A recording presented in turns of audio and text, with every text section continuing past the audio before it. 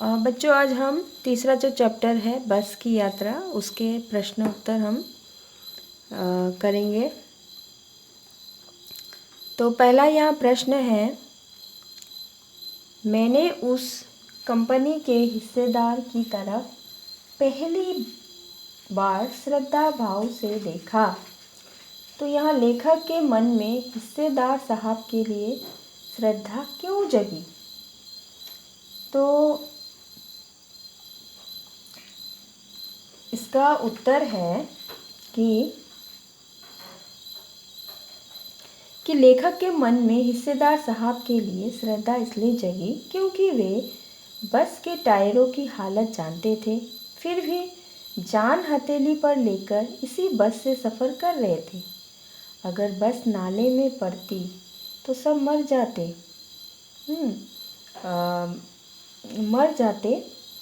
और देवता कहते कि देखो, ये महान आदमी टायर के लिए प्राण दे दिया। असल में लेखक ने उस पर व्यंग किया है कि दुनिया में ऐसे किस्म के आदमी भी होते हैं। दूसरा प्रश्न है, लोगों ने सलाह दी कि समझदार आदमी इस शाम वाली बस से सफ़र नहीं करते। तो लोगों ने ये सलाह क्यों दी? तो लोगों ने लेखक और उनके साथियों को ये सलाह दी क्योंकि वे जानते थे कि बस की हालत कैसी है। यह बस डाकिन के समान है। ये यात्री को मुकाम तक पहुंचाने में बहुत समय लेती है और इस पर जाना मतलब जान हथेली पर लेकर चलना है। बस की टायरें पुरानी घिसी थी, इंजन जैसे तैसे चलती थी, चलने लायक नहीं थी, फिर भी बस का हिस्सेदार इसे चला रहे थे। तो तीसरा प्रश्न है, ऐसा जैसे सारी बस ही इंजन है और हम इंजन के भीतर बैठे हैं। लेखक को ऐसा क्यों लगा? लेखक को ऐसा इसलिए लगा क्योंकि जब बस का इंजन स्टार्ट हुआ तो ऐसा लगा जैसे बस ही इंजन है। बस में बहुत कम कांच की खिड़की बची थी क्योंकि सब हिल के फूट चुकी थी।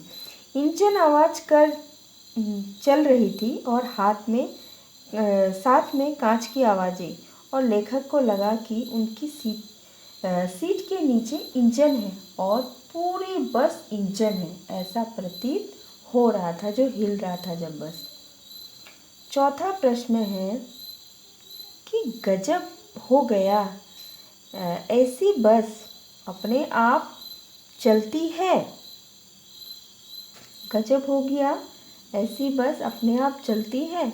लेखक को यह सुनकर हैरानी क्यों हुई?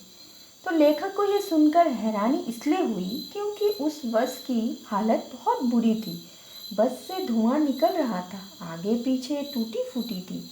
देखकर लग रहा था ये चलेगी भी या नहीं। इस पर हैरानी से लेखक ने कहा कि ये बस चलेगी भी या नहीं, पर बस कंपनी के हिस्सेदार ने कहा क्यों नहीं, अभी चलेगी। तो पांचवा प्रश्न है, मैं हर पेड़ को अपना दुश्मन समझ रहा था। लेखक पेड़ों को दुश्मन क्यों समझ रहा था?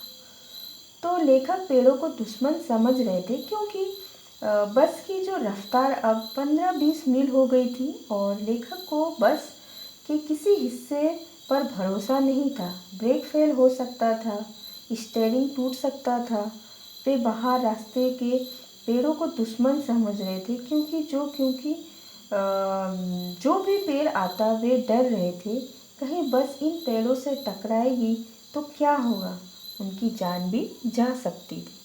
इसीलिए वे इन पेड़ों को दुश्मन समझ रहे थे।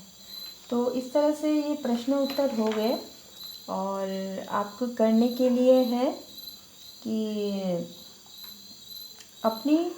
आप अपनी भी कोई ऐसी रोमांचक बस यात्रा के बारे में आप कहो जो आपने किया हो। दूसरा प्रश्न यहाँ दिया है, सविनय अवज्ञा आंदोलन किसके नेतृत्व में, किस उद्देश्य से तथा कब हुआ था? इतिहास की उपलब्ध पुस्तकों के आधार पर लिखिए। तो ये आपका असाइनमेंट में है। तो इसको कर लीजिएगा और कोई दिक्कत हो तो कहिएगा। धन्यवाद।